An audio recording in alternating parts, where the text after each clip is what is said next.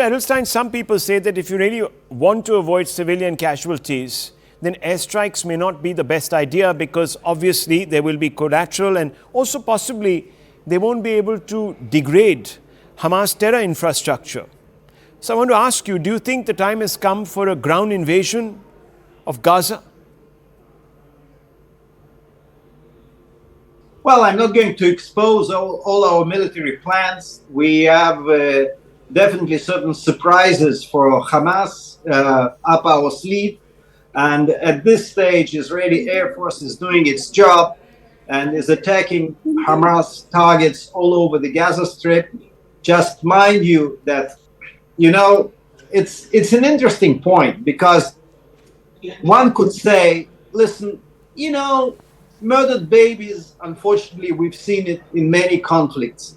Raped women for military purposes, we've seen it in different conflicts throughout the history. Elderly people being killed, innocent civilians being murdered, even people used as human shield. We've seen it in different war conflicts. But Hamas are doing something else.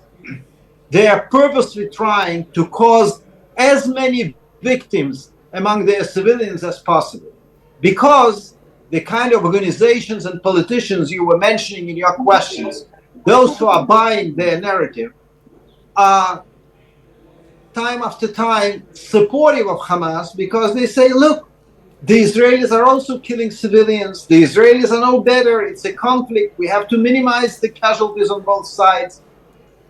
This is exactly Hamas's goal. And this is, I do have to say, something new. I haven't heard of any army or even a terrorist organization that purposely are trying to cause the mass murder of their own civilians. And we are trying to avoid it, but Hamas should know that if they are doing things, like preventing their people from fleeing before Israeli bombardments or something like that, this is not going to stop us. We have a clear goal. No Hamas terrorists will stay alive after this operation, whatever it takes. How far will Israel go in accepting Hamas demands for trading hostages for prisoners, Mr. Edelstein, and other concessions? No demands and no negotiations.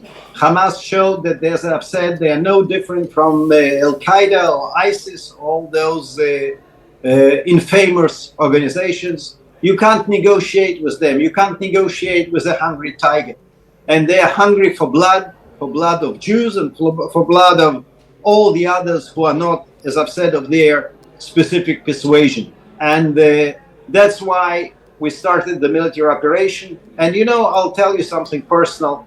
I've spoken to many reserve duty soldiers, people who left their homes, left their families to defend the country just last Saturday, Sunday. And they all said to me, look at my uniform. I'm not taking this uniform off before the last of the hostages returns to Israel, to his family or her family. That's the spirit among our soldiers and officers. That's the spirit among our leaders. And that's exactly what we are going to achieve without succumbing to Hamas. Okay, well, let me ask you, because people are actually caught between this conflict. Will Israel allow for a humanitarian corridor from Egypt into South Gaza?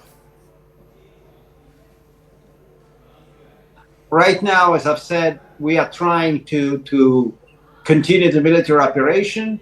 I think that there's a very simple solution to the problem that you are raising and to the statements that we might hear from some leaders, even from democratic countries.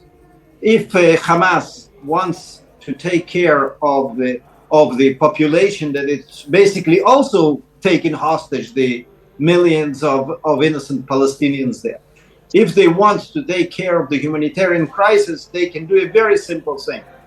Right now, as we speak, they can release the hostages, and then Israel will definitely not object to humanitarian aid.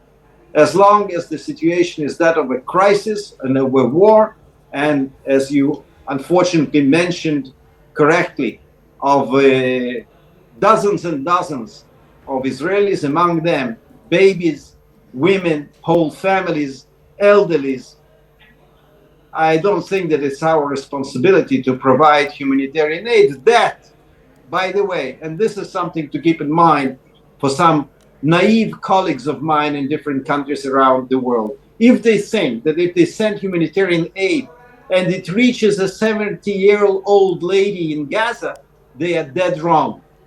It goes straight into the hands of Hamas terrorists who couldn't care less about that 70-year-old lady. It's for them, for their fighters, as they call them, actually for their terrorists.